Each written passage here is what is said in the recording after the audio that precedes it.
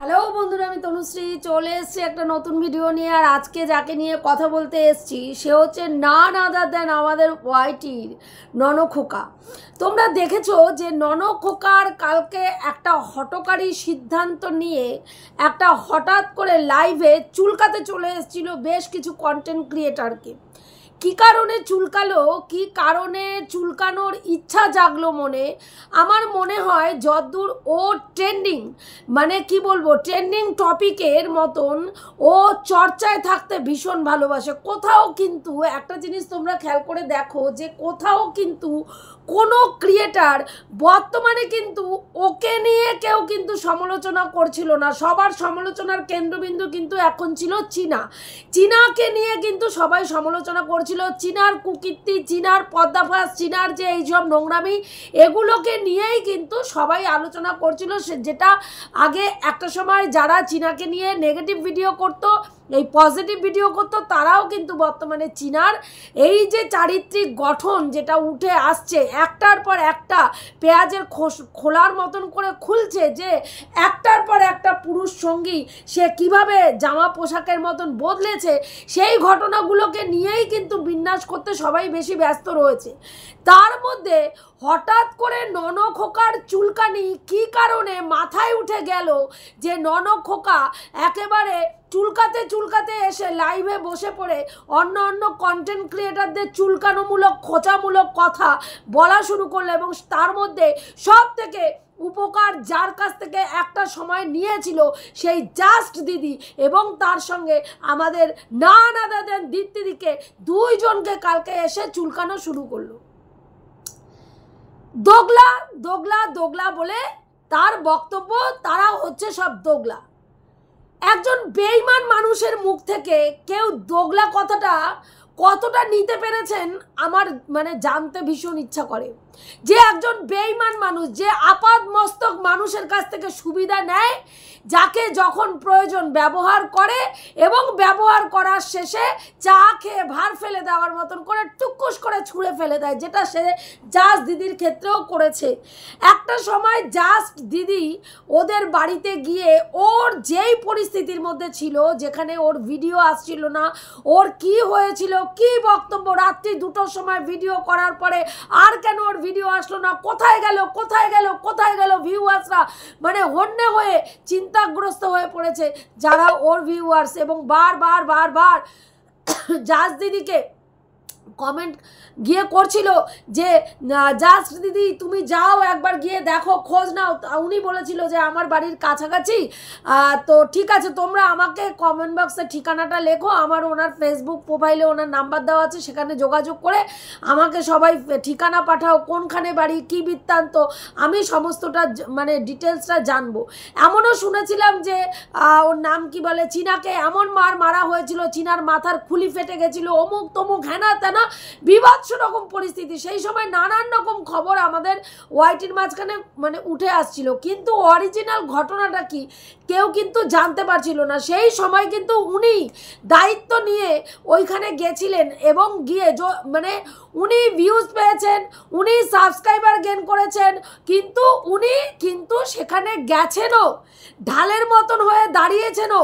সেই সময় ননখোকার মা দাঁত বের করে যে হাসিটা দিয়েছিল যখন জাজ দিদি বলেছিল আমি পাশে আছি, একদম ভয় পাবেন না, এই ধরনের কথোপকথন, উনি বলছে না তুমি আছো আর আমাদের চিন্তা কি।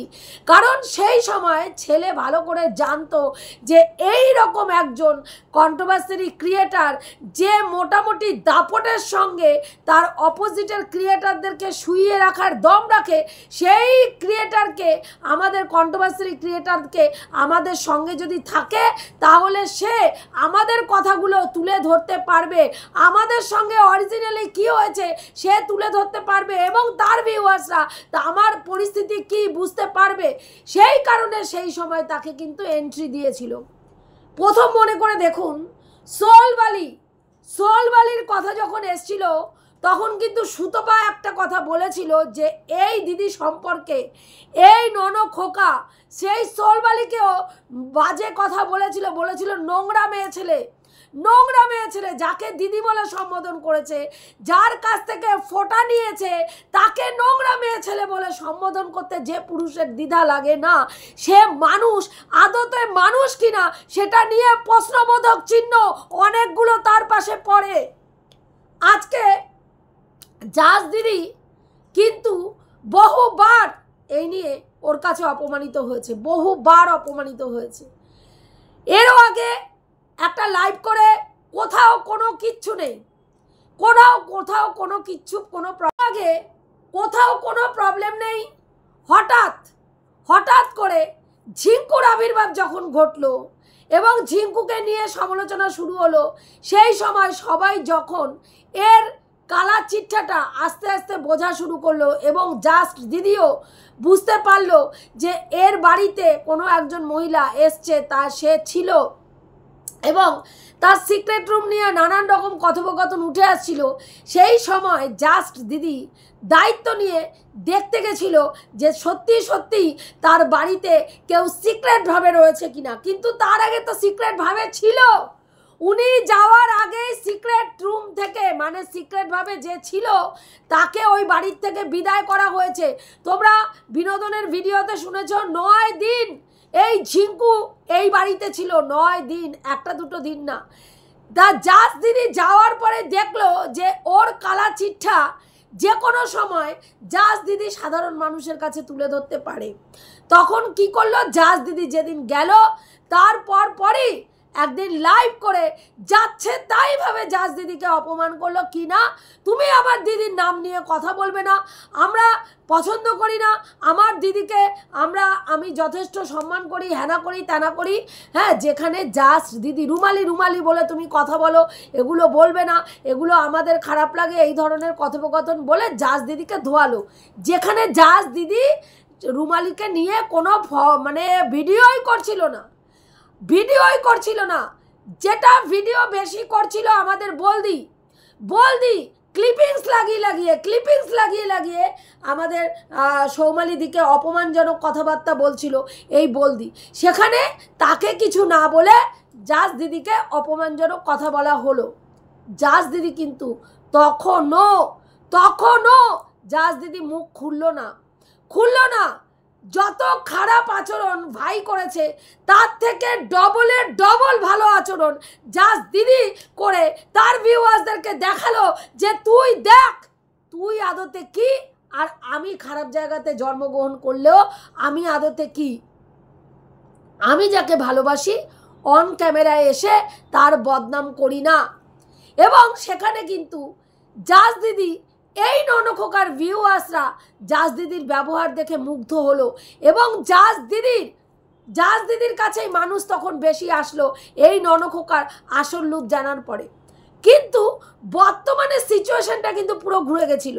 বর্তমানে সবাই আমাদের চীনা সুন্দরীকে নিয়ে ব্যস্ত ছিল, তার কুকীর্তি নিয়ে আলোচনা করতে বেশি ব্যস্ত ছিল। হাতে গোনা কয়েকজন এই ননখোকাকে নিয়ে নেগেটিভ ভিডিও করা ছাড়া বাদ বাকি কিন্তু সবাই ননখোকার প্রশংসায় পঞ্চমুখ হয়ে ভিউয়ার্সদের কাছে তুলে ধরছিল এই ফ্যামিলিটা কতটা নির্যাতিত, এই ফ্যামিলিটা কতটা লাঞ্ছিত, এই ফ্যামিলিটা কতটা বঞ্চিত। তোমরা দেখো যে এই পরিবারের ওপরে কিভাবে মিথ্যা আরোপ করে ডোমেস্টিক ভায়োলেন্সের কেস করা হয়েছে, কিভাবে এই পরিবারকে সমাজের কাছে ছোট করা হয়েছে, যেখানে এই পরিবার একেবারে সাফ ধোয়া তুলসী পাতা ছিল, 100% একেবারে সত্যি কথা, একদম ধোয়া তুলসী পাতা ছিল, এদের কোনো দোষই ছিল না। সেইখানে দাঁড়িয়ে কোথাও কোনো কিচ্ছু নেই, ননখোকার চুলকানি মাথায় উঠলো, এখানে কোথাও কিচ্ছু নেই।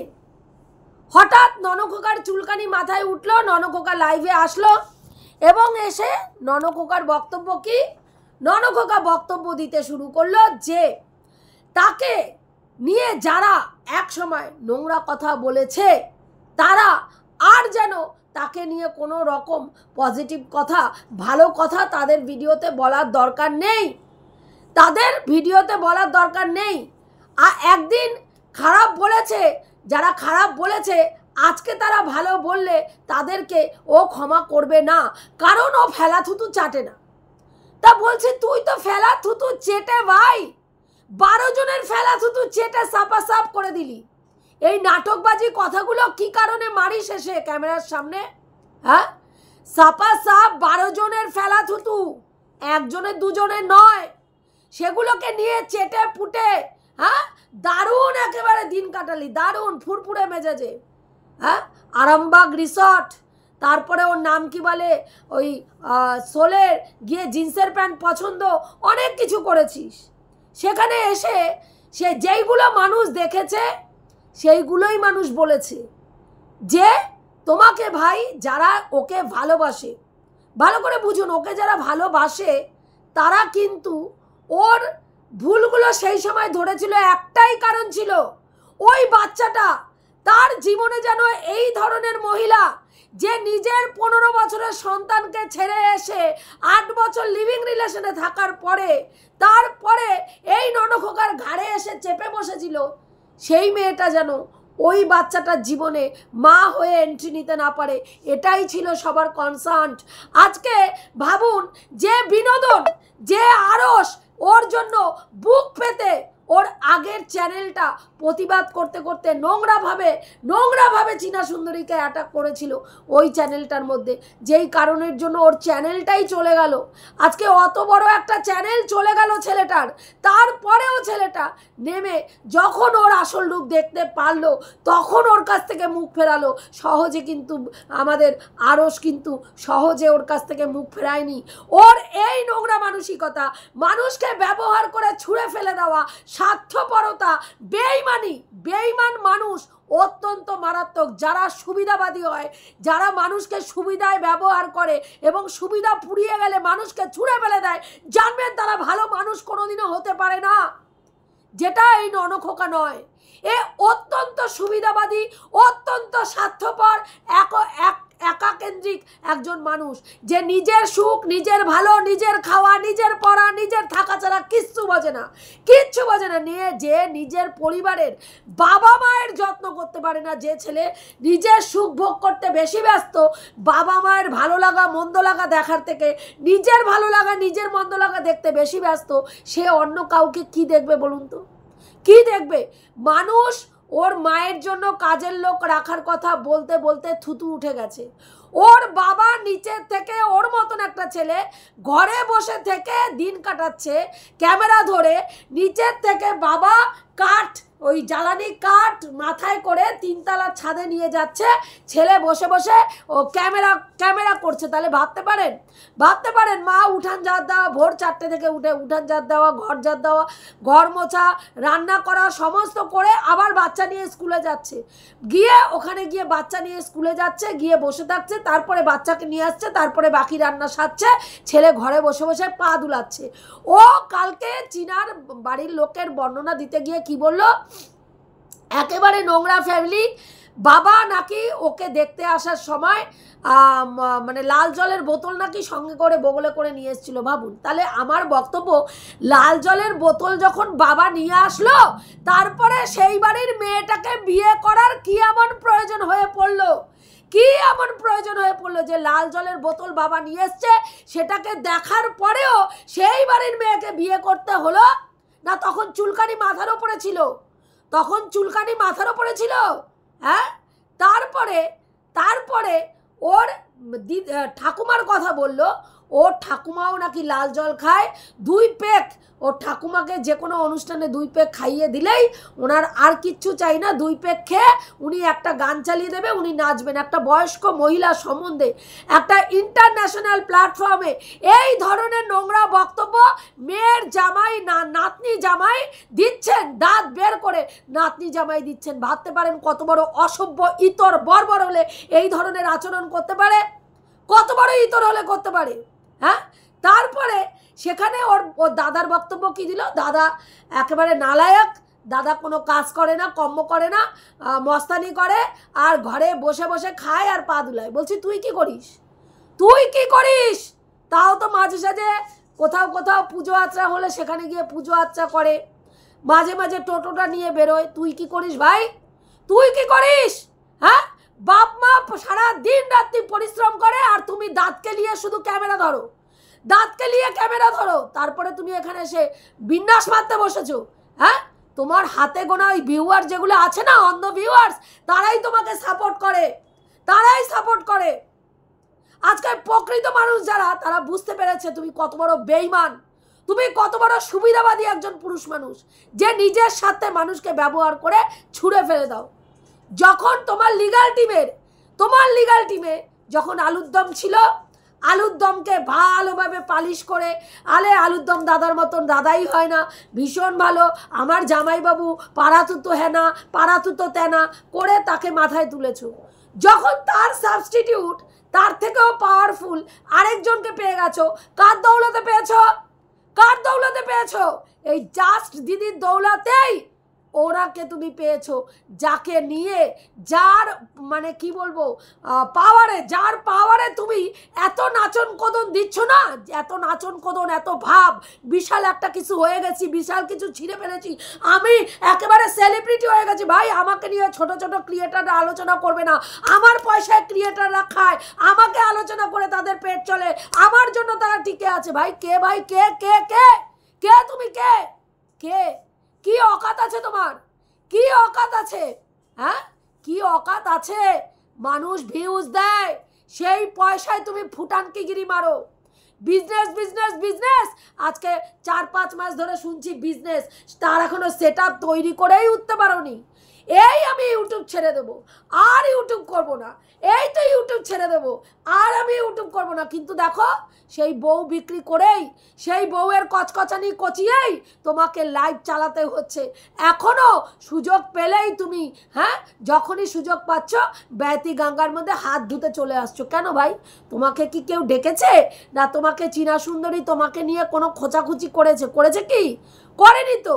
চলছিল তার লাইফ নিয়ে কথা, তার জীবনে কটা ছেলে সে তার কার সঙ্গে নোংরামি করছে, কোথায় ফোকলাচরণ, কোথায় ফর্ক, কোথায় বিশ্বু জিৎসু, কোথায় আবার আরও একটা নাম শুনছি, সে তারা কোথা থেকে আসছে, সন্দীপন না টন্ডিপন, হ্যাঁ, এরা কোথার থেকে আসলো, কি ব্যাকগ্রাউন্ড থেকে উঠে এসছে, সেগুলো নিয়ে আলোচনা হচ্ছে।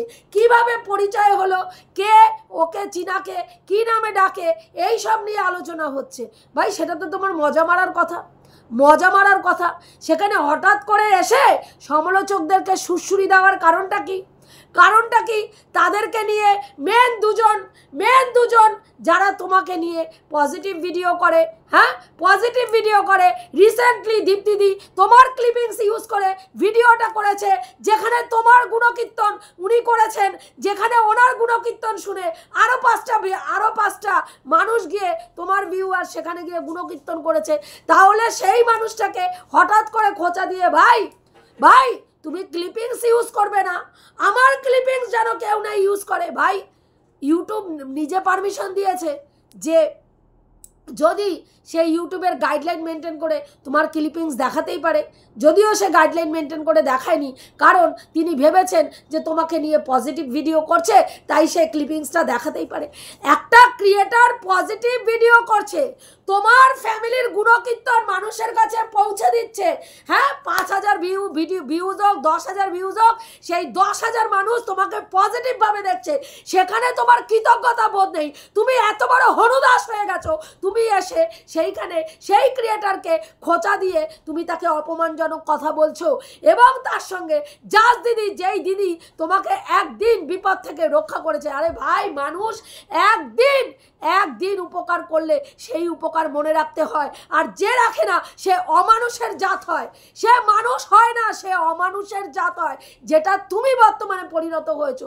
তোমার ঔদ্ধত্য, তোমার অহংকার, তোমার কোথায় তলানিতে গিয়ে ঠেকে গেছিলে দেখোনি? আবার মানুষ তোমাকে একটু তোমার পরিবারের প্রশংসা করতে শুরু করেছে, তোমার চুলকানি মাথায় উঠে গেছে, তুমি আবার নাচতে নাচতে এসে একটা লাইভ করো, সেই লাইভে নিজের বক্তব্য পেশ করার মতন ক্ষমতা তোমার নেই। তোমাকে স্ক্রিপ্ট লিখে দিতে হয়, সেটা দেখে দেখে এইরকম করে হুমড়ি খেয়ে পড়ে কোন পয়েন্টের পরে কোন পয়েন্টটা নিয়ে আলোচনা করবে সেটা তোমাকে বলতে হয়। লজ্জা করে? লজ্জা শরম কিছু আছে? হ্যাঁ, আমার মনে হয় না লজ্জা শরম কিছু আছে। তো দীপ্তিদির ভিডিও থেকে দেখে বুঝলাম যে তোমাকে এই রকম আচরণ করতে বা এই ধরনের লাইভ করতে তোমার লিগ্যাল টিমের অ্যাডভাইজার যিনি রয়েছেন তিনি বলেননি। তাহলে ভাই কার চুলকানি মেটানোর জন্য, কাকে খুশি করার জন্য এই লাইভটা করলে ভাই? কাকে খুশি করার জন্য? কে স্ক্রিপ্টটা লিখে দিল? কে ফোনে ফোনে কেউ তোমাকে স্ক্রিপ্টটা লিখে দিয়েছে যে জাজ দিদির বাড়িতে জাজ দিদির মানে স্বামীর দোকানে গিয়ে আবার একটা হুজ্জুতি করার ধান্দা করেছে? সে লিখে দিয়েছে? সে লিখে দিয়েছে? হ্যাঁ, কে? কার প্ররোচনায়? কারণ সে এখন তোমার প্রধান দালালে পরিণত হয়েছে। সে এখন তোমার প্রধান দালালে পরিণত হয়েছে। সে কি চুলকাচ্ছিল তোমাকে? চুলকাচ্ছিল যে ভাই তুমি একটা লাইভ করো, করে এই দুটোকে খোঁচা দাও, তাহলে কি হবে? আমিও কন্টেন্ট পাবো, তুমিও আলোচনার মধ্যমণি হয়ে যাবে। তোমাকে নিয়ে এখন মানুষ আলোচনা বেশি করছে না, তুমিও তাহলে আলোচনার মানে কেন্দ্রবিন্দুতে থাকবে। তাই জন্য এই নটঙ্কিবাজিটা করলে? হ্যাঁ, কোথাও কিছু নেই, কোনো জায়গায় তোমাকে নিয়ে কোনো নেগেটিভ কথা হচ্ছে না, কিচ্ছু হচ্ছে না। তুমি চুলকাতে চুলকাতে এসে বসে, হ্যাঁ, আমাকে নিয়ে নেগেটিভ ভিডিও যারা একসময় করেছে, হ্যাঁ, তারা যেন আমাকে নিয়ে পজিটিভ ভিডিও না করে, আর করলে আমাকে নিয়ে যেন একদম আমার কোনো ক্লিপিংস, আমার কোনো ফটো, আমার ফ্যামিলির কোনো কিছু যেন ব্যবহার না করে। কোথায় পাও এত উদ্ধত্ত? কোথায় পাও? জীবনে কি ছিঁড়ে আটি বেঁধেছ? কি ছিঁড়ে?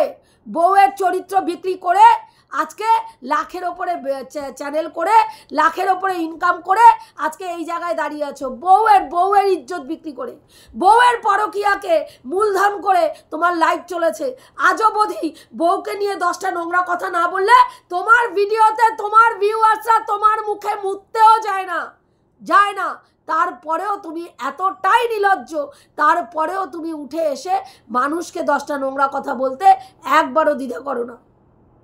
আমি ভাবি ভগবান যদি তোমাদের প্রচুর পরিমাণে ক্ষমতা দিত না, তোমরা মানুষকে পাড়িয়ে চলতে, তুমি এবং তোমার ওয়াইফ দুইজনেই মানুষকে পাড়িয়ে চলতে। কয়ের পেছনে খ দিতে গেলে তোমাদের মুরদে কুলাবে না, কিন্তু মানুষকে ছোট করতে গেলে তোমরা নিজেদেরকে কি হনুদাস ভেবে ফেলেছো। ওয়াইটিতে এসে কিছু সাবস্ক্রাইবার গেন করে ভাবছো আমি কি যেন ছিঁড়ে একটা আটি পাকিয়েছি। ভাই, সবাই আমার পায়ের তলায় এসে পড়ো, তাই এমন একটা ব্যাপার। আমি হনু, আমি ছনু, আমি এই করতে পারি, আমি ওই করতে পারি, আমি এই ছিঁড়তে পারি, আমি ওই ছিঁড়তে পারি, এরকম একটা ব্যাপার।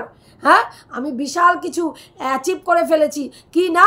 বউ কুকীর্তি করেছে, বউ অন্য পুরুষের হাত ধরে ভেঙে গেছে, আর সেটাকে বিক্রি করে আমি সিম্প্যাথি গেন করে বাচ্চাকে সামনে দেখিয়ে আমার সাবস্ক্রাইবার গেন করেছি, আর সেই দৌলতে আমি মোটা টাকা ইনকাম করেছি, সেখান থেকে বড় বাড়ি করেছি, এবং তার দৌলতে আমি আজকে নিজে বিশাল কিছু একটা হয়ে গেছি।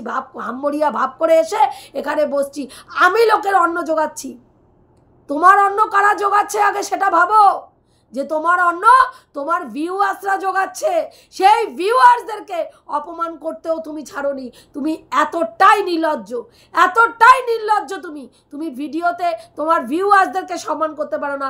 যারা ক্রিয়েটার যারা তোমার হয়ে গলা ফাটাচ্ছে, তোমার হয়ে দিনরাত্রি তারা তোমার বাড়ির প্রশংসা, তোমার বাবার প্রশংসা করতে করতে যাদের থুতো উঠে যাচ্ছে মুখে, তাদেরকে পর্যন্ত সম্মান করতে পারো না। তুমি প্রকৃত মানুষ তুমি আগে ভালো মানুষ হও, তারপরে এখানে দাঁত বের করে এখানে এসে বসবে। তুমি কি জিনিস? যাদের বোঝার তারা প্রত্যেকে বুঝতে পেরেছ? তুমি কি জিনিস? যাদের জানার, যাদের বোঝার তারা অনেক দিন আগে বুঝতেও পেরেছে, আর সেই সব ভিউয়ার্সরা সুন্দরভাবে সরেও গেছে। এটুকুই বলার ছিল বন্ধুরা। আমি যে কথাগুলো বললাম ঠিক বললাম না ভুল বললাম অতি অবশ্যই কমেন্ট করে জানিও। রাখছি, দেখা হবে নেক্সট ভিডিওতে। প্রত্যেকে ভালো থেকো, তনুশ্রীদির পাশে থেকো।